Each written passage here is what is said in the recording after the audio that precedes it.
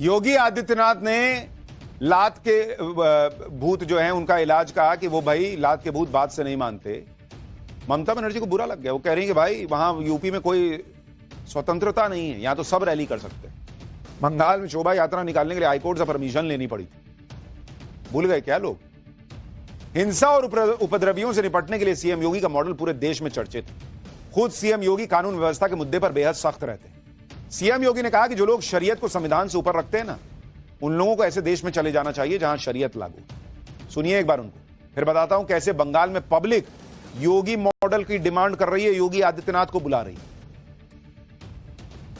कुछ लोग कह रहे हैं कि उनके लिए संविधान से बढ़कर के शरीयत है, तो मैं भी उनसे कहना चाहता हूं कि भारत तो बाबा साहब के द्वारा बनाए गए संविधान से चलेगा। जहां शरीयत का कानून लागू होता है उनको वहां जाना चाहिए। ममता बनर्जी ने सीएम योगी पर बयानबाजी करके योगी मॉडल की चर्चा तेज कर दी। सीएम योगी जिस तरह से कानून व्यवस्था के मुद्दे पर एक्शन लेते हैं और जिस तरह से हिंसा करने वालों पर कार्रवाई करते हैं, उसकी चर्चा बंगाल में शुरू हो गई। बीजेपी के नेता शुभेंदु अधिकारी ने सीएम योगी से बंगाल आकर हिंदुओं का हौसला बढ़ाने की अपील कर दी।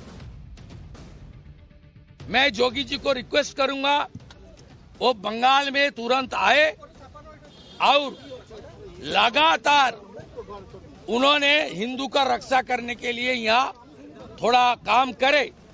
योगी जी का भी बंगाल में जरूरत है और किस तरीके से उन्होंने यूपी में दंगाई को सबक सिखा रहा है, वो बंगाल का हिंदू जनता को आकर बोल के थोड़ा हौसला बुलंद होना चाहिए। जनता भी अब दंगाइयों के इलाज के लिए योगी मॉडल की बात कर रही है। लोग कह रहे हैं कि बंगाल जैसी हिंसा यूपी में होती तो अब तक योगी सरकार ने दंगाइयों का ट्रीटमेंट कर दिया होता। बंगाल में जो हालात हैं उससे निपटने के लिए योगी आदित्यनाथ जैसे मुख्यमंत्री की जरूरत है। सुनिए बंगाल की पब्लिक क्या कह रही है। देखिए, योगी जी ने जो बात कहा है ना, लातों के भूत बातों से नहीं मानते, एकदम वैसा होना चाहिए। मुर्शिदाबाद, बंगाल में, मालदा में जिस तरह से हिंदुओं को चिन्हित करके उनको घरों को, उनको दुकानों को तोड़ा जा रहा है, आगजनी किया जा रहा है, क्या पश्चिम बंगाल के मुख्यमंत्री उसको कम करने के लिए मतलब नहीं, अत्याचार किया जा रहा है, हिंदुओं को घर से मार मार के भगाया जा रहा है। बिल्कुल यहाँ पर उत्तर प्रदेश की तरह योगी जैसा सरकार की यहाँ जरूरत है। बाबा को ही है कि जो अपराध कर रहा है सजा उसी को होगी, दंड उसी को मिलेगा। और जहाँ तक रही बात यहाँ की पुलिस लगती नहीं कि कुछ करने वाली है। अगर यही योगी जी के राज में होता तो कब के इन लोगों पर कार्रवाई होती। यानी ममता बनर्जी बंगाल में घिरती जा रही है और अब ममता बनर्जी को इंडी गठबंधन की याद आ रही है। लोकसभा चुनाव के दौरान ममता बनर्जी भी इंडी गठबंधन में शामिल थी, लेकिन बंगाल में ममता ने किसी को भाव नहीं दिया। लेकिन अब जब वो खुद घिरती जा रही हैं तो उन्हें इंडी गठबंधन की याद आ रही है। अब ममता बनर्जी कह रही हैं कि सभी को मिलकर लड़ना होगा। सुनिए एक बार। इंडिया टीम की अपील करबो, let us be united, let us fight together boldly. This is not an individual matter. It will affect each and everybody. Mamata Banerjee को इंडी गठबंधन की याद आना यह अपने आप में बड़ा सियासी संकेत है कि ममता बनर्जी को अपनी जमीन खिसकती दिख रही है। बंगाल में योगी हो रहा है और यह बात ममता बनर्जी को शायद चुभ रही हो, क्योंकि मुर्शिदाबाद हिंसा पर ममता बनर्जी की सरकार से सवाल हो रहे हैं कि वो हिंसा को रोकने में नाकाम क्यों रही। इस सवाल का जवाब देने की बजाय ममता बनर्जी आज नई थ्योरी लेकर आ गई। ममता बनर्जी ने मुर्शिदाबाद हिंसा का ठीकरा बीजेपी, बॉर्डर सिक्योरिटी फोर्स यानी बीएसएफ और अमित शाह पे फोड़ दिया। भाई ममता बनर्जी ने कह दिया कि यह बीजेपी की साजिश है, गृह मंत्रालय और केंद्रीय एजेंसियों की साजिश है। बीएसएफ ने लोकल यूथ को 5,000 रुपए देकर पत्थरबाजी कराई। बीएसएफ और केंद्रीय एजेंसीज ने बांग्लादेश से अवैध घुसपैठ होने दी ताकि हिंसा करवाई जा सके। बीएसएफ और बीजेपी पर आरोप लगाने के साथ साथ ही ममता बनर्जी ने मुख्य सचिव को बीएसएफ के खिलाफ जांच के आदेश दे दिए। भाई आप सोचिए, बीएसएफ की जांच के आदेश दे रही है ममता बनर्जी। हिंसा के पीड़ित खुद कह रहे हैं कि मुर्शिदाबाद में बीएसएफ की हमेशा के लिए तैनाती होनी चाहिए। उसी बीएसएफ को ममता बनर्जी हिंसा का दोषी बता रही हैं कि बांग्लादेश से लोगों को लाके यहां पे अटैक करवा दिया या वहां पे लोकल यूथ को पैसा देकर अटैक करा दिया। अरे भाई, तो आपकी पुलिस रोकी क्यों नहीं?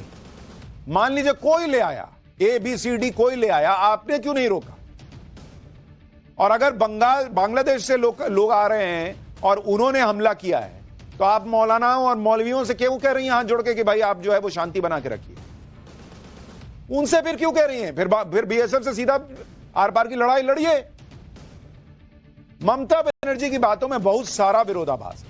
हम एक एक करके बताते हैं कि कैसे ममता बनर्जी जो बीजेपी बीएसएफ की जुगलबंदी की थ्योरी बेच रही हैं, उसमें बहुत बड़े बड़े छेद हैं।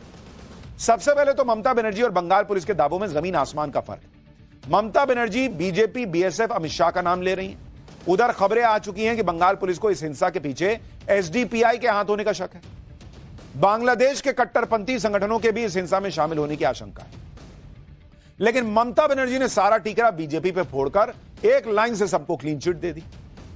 ममता बनर्जी की इस क्लीन चिट ने बंगाल पुलिस की ही क्षमता पर सवाल उठा दिया, क्योंकि ममता बनर्जी का दावा कि हिंसा पूर्व नियोजित है, बीजेपी ने हिंसा करवाई।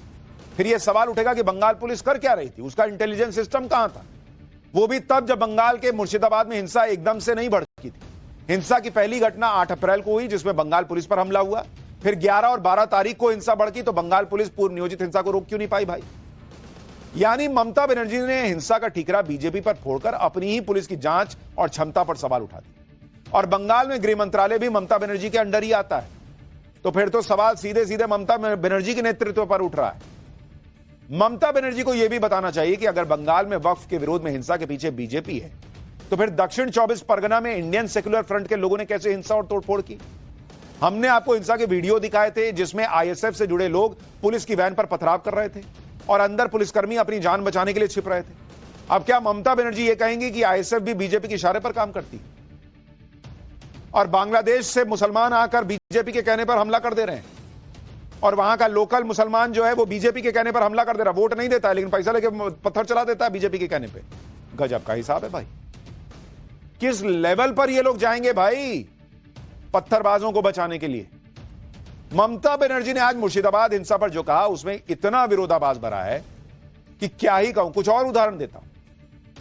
ममता बनर्जी ने कहा कि बीजेपी रामनवमी पर भी हिंसा की साजिश कर रही थी, जो फेल हो गई।